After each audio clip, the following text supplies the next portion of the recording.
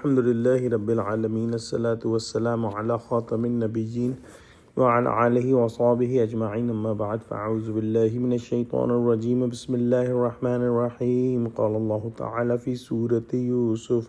Qala lan ursilahu ma'akum hatta tu'tuni mawthiqan min Allahi lata'tunannani bihi illa an yuhata bikum. فلما آتوه موثقهم قال الله على ما نقول وكيل. Translation: Yaqub said, I will never send him with you till you give me a promise with solemn oath in the name of Allah that you will surely bring him back to me unless you get trapped or surrounded by enemy. And when they had given him their solemn pledge, he said, Allah is witness and guardian over what we say.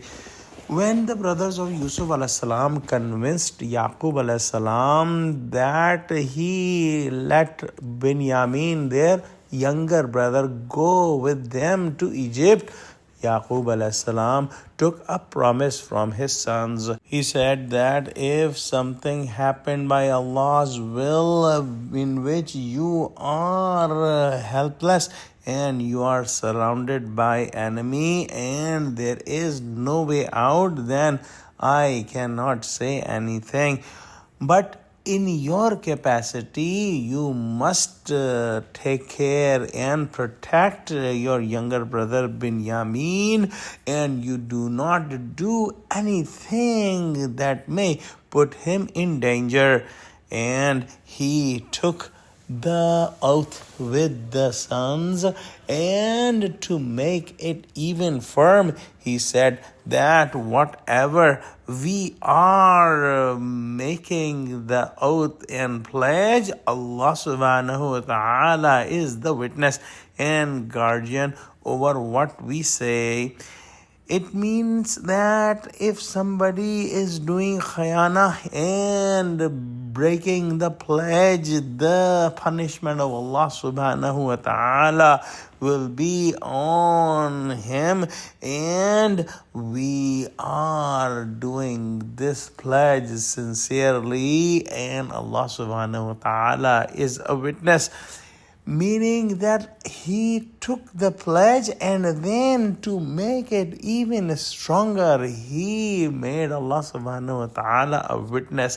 Indeed, Allah subhanahu wa ta'ala is a witness of every conversation, but he said that to make it even more strong and to stress more on it. He also said that if Allah wills, no pledge or no will or no effort can save anyone. Hazrat Shah Sahab writes that Hazrat Yaqub salam covered all the worldly aspects of this promise, and also he left the matter on Allah subhanahu wa ta'ala. And that should be the attitude of all of us, that we must do everything possible by worldly means and leave the end result to Allah subhanahu wa ta'ala.